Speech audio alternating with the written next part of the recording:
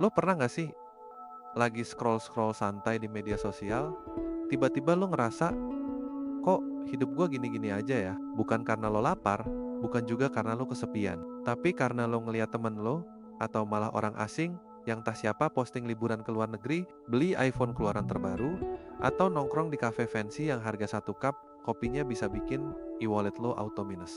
Rasanya tuh kayak semua orang di dunia ini hidupnya keren, glamor, sukses, stylish, sementara lo masih rebus mie instan jam 11 malam, ditemenin renungan eksistensial, sambil mikir, gue salah apa sih dalam hidup ini? Tapi yang lebih kocak lagi, di tengah hiruk-pikuk flexing dan gaya hidup hedon yang bertebaran di internet, ada satu pemandangan yang absurd dan justru bikin mikir. Lo tahu kan, Mark Zuckerberg? Iya, pendiri Facebook, salah satu orang terkaya di dunia. Tapi coba lihat deh gaya hidupnya. Kaos abu-abu itu mulu, celana jeans, sepatu yang gak mencolok, bahkan kadang mukanya kayak abis begadang semalaman ngoding. Tapi dia bos. Bukan bos-bosan, tapi beneran bos. Pemilik platform yang mungkin tiap hari lo pakai buat kepoin mantan atau sekadar pamer story biar dikira sibuk. Ironis gak sih? Dia yang udah punya segalanya hidup super sederhana, tapi kita yang masih mikir dua kali buat beli pulsa, malah sibuk tampil. Wah, zaman sekarang gaya hidup tuh udah bukan soal kebutuhan atau kenyamanan lagi, tapi udah kayak jadi panggung pertunjukan. Dan panggung itu bernama internet luas, terbuka, dan aktif 24 jam nonstop. Gengsi sekarang bukan cuma tentang mobil mewah atau rumah besar. Gengsi sekarang udah jadi pixel-pixel kecil di feed Instagram. Lo bisa kelihatan tajir, keren, dan up to date cuma dari satu foto estetik. Padahal bisa jadi outfitnya minjem, kopinya bayar pakai pay letter, dan tempat nongkrongnya cuma numpang foto doang. Tapi selama penampilan lo meyakinkan dan likes-nya banyak, valid lah eksistensi lo di mata dunia maya. Padahal, tanpa sadar, kita sering banget kejebak di lingkaran setan validasi. Kita sibuk nyari pengakuan dari orang-orang yang bahkan gak kenal atau peduli sama kita. Coba deh lo lihat Zuckerberg tadi. Dia gak peduli dilihat siapa. Dia gak capek mikirin OOTD buat update story. Dia bahkan pernah ditanya, kenapa bajunya itu-itu aja? Dan jawabannya simple banget, biar gak buang waktu mikir mau pakai baju apa. Jadi dia bisa fokus ambil keputusan penting buat perusahaannya. Gokil kan? Sementara kita mikir keras mix and match baju biar feed Instagram rapi, dia mikir keras biar server Facebook gak crash. Prioritasnya beda jauh. Tapi bukan berarti lo salah kalau pengen tampil keren. Wajar kok semua orang pengen terlihat. Tapi bukan berarti lo salah kalau pengen tampil keren. Wajar kok semua orang pengen terlihat menarik. Tapi yang bahaya itu kalau lo jadi hidup demi gengsi, bukan demi diri lo sendiri. Ada orang yang rela pinjam duit buat nongkrong di tempat hits biar bisa posting story. Ada juga yang maksa beli HP terbaru padahal gak butuh-butuh amat, cuma biar gak kelihatan ketinggalan zaman. Dan tragisnya, semua itu bukan buat bikin diri lo bahagia, tapi buat nyenengin mata orang lain, yang bahkan bisa jadi gak akan inget siapa lo minggu depan. Padahal coba tanya, siapa sih yang bikin standar kayak gitu? Zuckerberg? Nggak juga, meskipun dia sering dikritik karena berbagai hal. Tapi dia ngasih kita satu pelajaran penting yang sering banget kita lupain. Lo nggak perlu diakui orang lain buat jadi powerful. Lo bisa punya pengaruh, kekuasaan, dan uang tanpa harus pamer tiap hari lewat foto-foto lifestyle. Dia bisa aja beli private jet kapanpun, tapi kadang dia pilih makan di kantin kantor bareng karyawannya. Beda banget sama kita, yang kadang rela ngirit makan demi bisa beli barang branded demi gengsi. Dan bukan cuma Zuckerberg, Elon Musk juga pernah tidur di lantai pabrik Tesla demi ngejar produksi. Warren Buffett masih tinggal di rumah yang sama sejak tahun 1950-an. Jeff Bezos memulai Amazon dari garasi, bukan dari kantor mewah. Mereka itu orang kaya beneran, tapi justru makin kaya makin sederhana, makin sukses makin minimalis, karena mereka ngerti satu hal. Nilai diri itu gak datang dari label harga. Nilai diri datang dari dampak yang lo kasih ke dunia. Sementara kita, generasi digital ini hidup dalam tekanan yang belum pernah ada sebelumnya. Kita gak cuma bersaing secara finansial, tapi juga visual. Dulu, saingan lo mungkin cuma tetangga.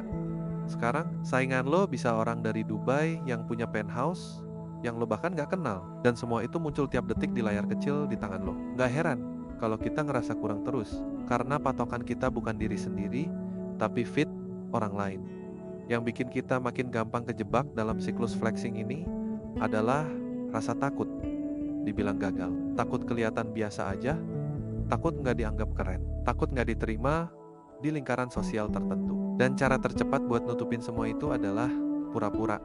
Pura-pura udah sampai, padahal baru mulai. Pura-pura punya segalanya, padahal masih berjuang dari nol. Kita jadi kayak aktor yang capek banget mainin peran, tapi takut lepas topeng karena takut nggak disukai. Padahal, ada keindahan dalam proses. Ada kebanggaan dalam keterbatasan. Lo bisa banget kok punya style tanpa harus boros. Bisa tampil keren tanpa harus ngutang. Dan yang paling penting, lo bisa bahagia tanpa harus terus-terusan cari validasi. Hidup loki itu bukan berarti miskin. Hidup sederhana tuh bukan tanda kegagalan. Justru seringkali itu tanda bahwa lo udah cukup dewasa buat ngerti mana yang penting beneran. Zuckerberg tahu bahwa hidup itu bukan ajang pamer. Dia ngerti bahwa yang orang ingat dari lo itu bukan seberapa mewah gaya hidup lo, tapi seberapa besar dampak yang lo kasih.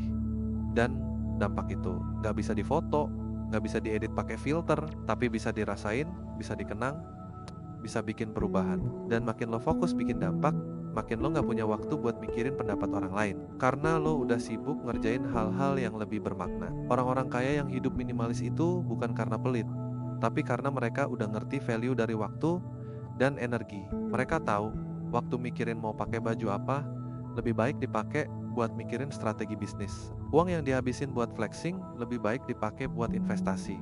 Energi yang dihabisin buat cari perhatian orang lebih baik dipakai buat nulis buku, bangun usaha, atau bantu orang lain. Mereka udah selesai sama urusan pengakuan.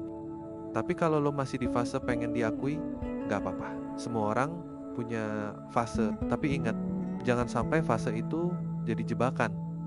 Jangan sampai lo ngoyok ngejar impresi sampai lupa esensi. Jangan sampai lo sibuk terlihat keren, tapi ujung-ujungnya hidup lo kosong. Karena yang paling nyesek itu bukan saat lo gak punya apa-apa, tapi saat lo udah punya banyak, tapi tetap ngerasa kurang karena standar lo datang dari orang lain. Zuckerberg bisa hidup tanpa gengsi karena dia tahu siapa dirinya. Lo juga bisa.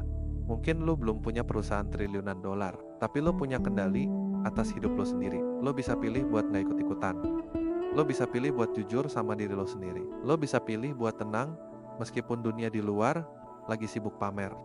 Dan satu hal lagi yang perlu lo ingat, orang yang beneran kaya itu bukan yang punya paling banyak, tapi yang butuh paling sedikit. Orang yang beneran bahagia itu bukan yang paling banyak dipuji, tapi yang paling damai saat sendiri. Jadi kalau lo ngerasa capek ngejar gengsi, mungkin itu sinyal buat berhenti sejenak, buat lihat ke dalam, tanya ke diri sendiri, sebenarnya apa sih yang gue pengen?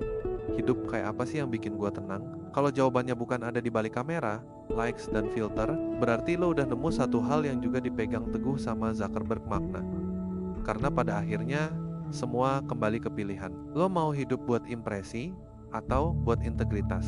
Mau capek ngejar pujian atau tenang dalam kejujuran? Mau sibuk jadi versi yang disukai banyak orang atau nyaman jadi diri sendiri? Zuckerberg udah kasih contoh bahwa hidup loki itu bukan kekalahan, tapi kemenangan. Kemenangan yang lebih dalam. Sekarang giliran lo buat milih mau terus kelihatan hidup atau benar-benar hidup. Thanks banget udah dengerin sampai sini. Gua harap cerita ini bisa bikin lo lebih adem, lebih tenang, dan lebih yakin buat jadi diri sendiri. Kalau lo ngerasa ini bermanfaat, jangan lupa share ke temen lo yang juga lagi capek ngejar validasi. Like, komen, dan subscribe juga ya, biar lo gak ketinggalan konten-konten yang bakal bikin lo makin kuat ngadepin dunia.